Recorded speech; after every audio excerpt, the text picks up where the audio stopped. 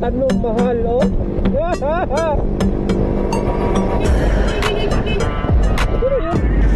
So just enjoy the ride mga kuys. And super banking.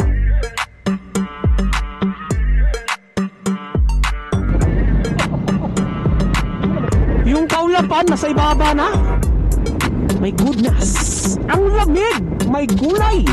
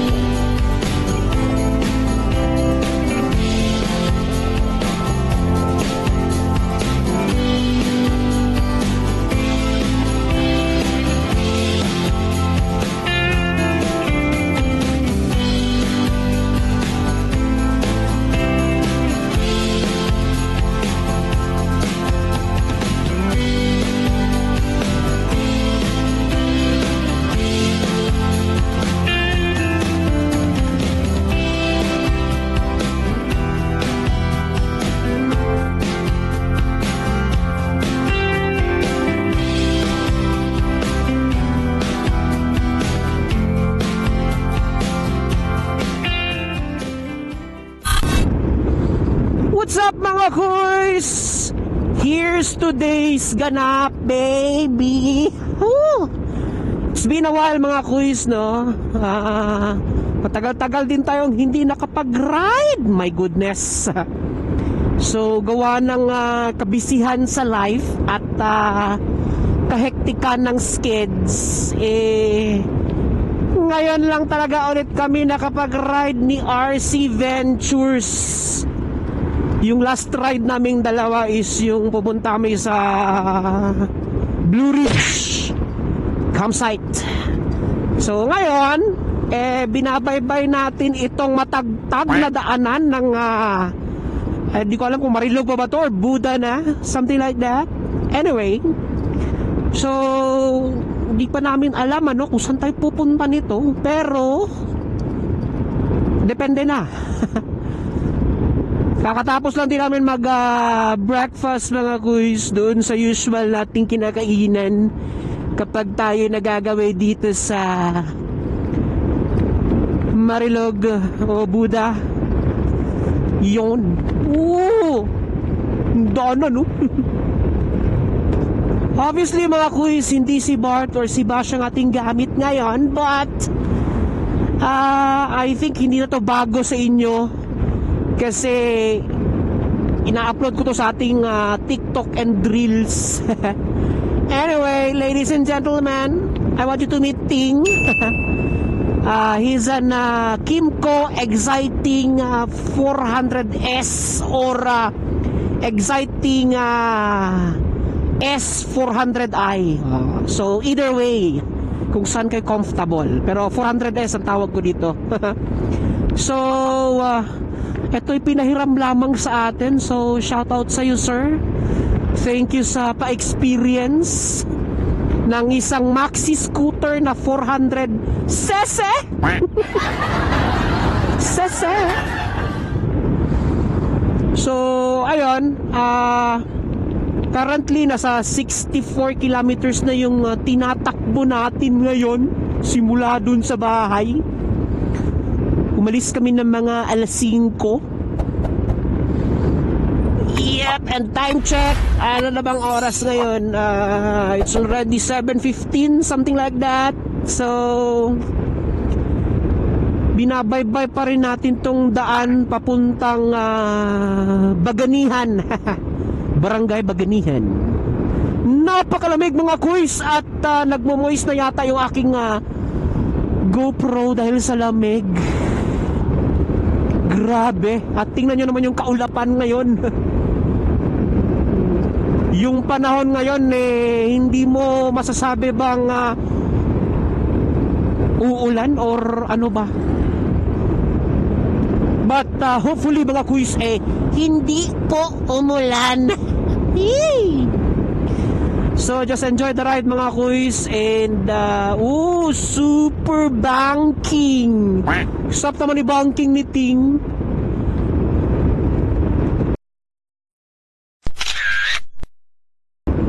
You know, stop kasi banking ni Ting, oh. Yun lang, matagtag lang talaga.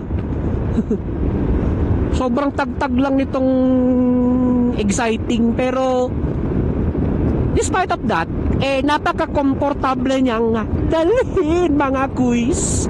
Kalahin mo parang umupo sa motor na sofa, diba? Hindi talaga parang umuupo ka talaga sa motor na sofa. Yun lang, matagtag.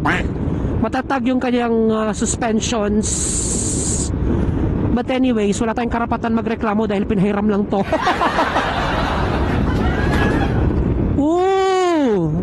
Dadalawang isip tuloy ako dito sa panahon na ito. What do you think? Kaya nga. Well anyway, diretso lang tayo. Kung saan man yung abutin tayo ng ulan, back out, balik. Tapos naman tayo nakapag-breakfast ride Yung kaulapan, nasa ibaba na. My goodness. Ang lamig. May gulay. Tapos naka-jersey lang tayo. Buti ba ito si RC Ventures, naka-jacket, pero nilalamig pa rin. Nak ng teteng. Grabe ang lamig mga kuys. Sobrang lamig. Para kang nasa Frigidaire. Over Frigidaire again. Hindi pwede aircon. Yan nga. Waste another day, eyes on my display. You say we need a change and I feel that you mean it. You mean it.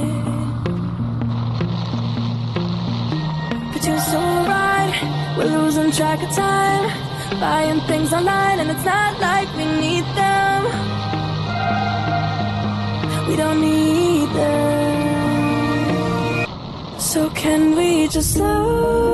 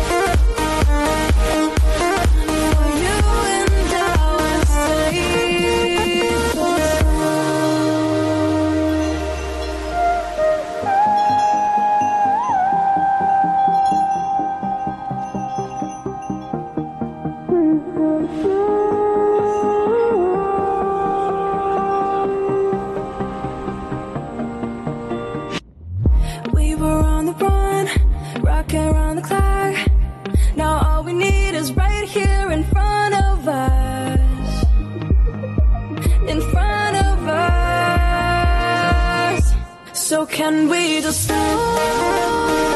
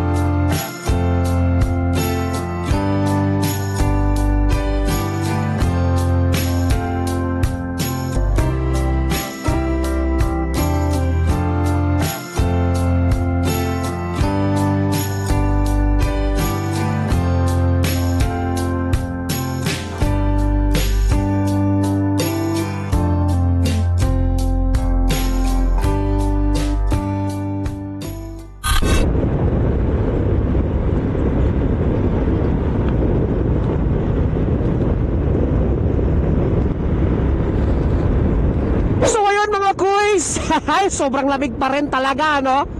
We end up in Hills View. Doon tayo napunta. No, grabe yung mga pagis, mga quiz, no? Pagis na. Pags na nga, pagis pa. Meron pa pala ngayon dito. May fags pa. But anyway, anyhow mga quiz. So, ayun, quick side trip lang tayo sa Hills View na kung saan ganun pa rin naman. Walang well, a little development, no? Since nung last punta natin. Nandito na tayo ngayon sa Baganihan. Ayan yung malaking agila sa kuko ng agila. La la la la la la. Dami napapapicture dito. Mga first timers. Di naman siguro. Anyway, so ngayon mga kuys, pauwi na tayo dahil yun lang, breakfast ride lang naman, and then quick side trip. Nagpalamig lang, sobrang lamig, kaya ang daming nagra-ride dito papuntang Buda kasi yun nga, yung klima napakalamig. Sila papunta pa, kami pauwi na. So far mga kuys, 99 kilometers na yung na-travel natin simula nung umalis tayo sa bahay. And speaking of fuel efficiency ng isang exciting 400, 1 bar pa lang yung nababawasan sa atin. Okay, so kung tutusin, marami na tayong packet palaog na dinaanan. So literally, matipid ang exciting 400 kapag long ride. kapag long ride. Kapag city ride naman, yun nga, syempre, yung fuel consumption kapag city ride talagang ibang-iba kasi stop and go ka sa city. Whereas kung long ride ka, go ka lang ng go! Yon. So, mas tipid siya kung long ride, no? Okay. Yun lang ang cons niya. Sobrang tagtag. Sobrang tagtag lang talaga na exciting. Siguro kung papalitan ito ng suspension or titimplahin ulit yung timplada ng suspension sa harap, chokes naman yata. Anyway, technically hindi ko sigurado pero yun. And yeah, I think that's about it. Maraming salamat sa inyong panonood mga boys dito sa ating simpleng breakfast ride sa Marilog, Buda. So hanggang dito na lang po mga boys. Once again, baby, this is your main man, Kuya Nin, mula dito sa Marilog. Simply saying, keep safe, stay safe, and ride safe mga kuys. And of course, ride within your limits. Till next vlog mga kuys. Shoutout nga pala dun kanina sa nakasabayan namin pick up yung papunta kami. Hindi ko alam kung kilala kami noon o nag-hi lang dahil may nakita silang Insta 360. Woo! Anyway, till next vlog. Until then, ka-chowie! Ganda naman ang mga tanim.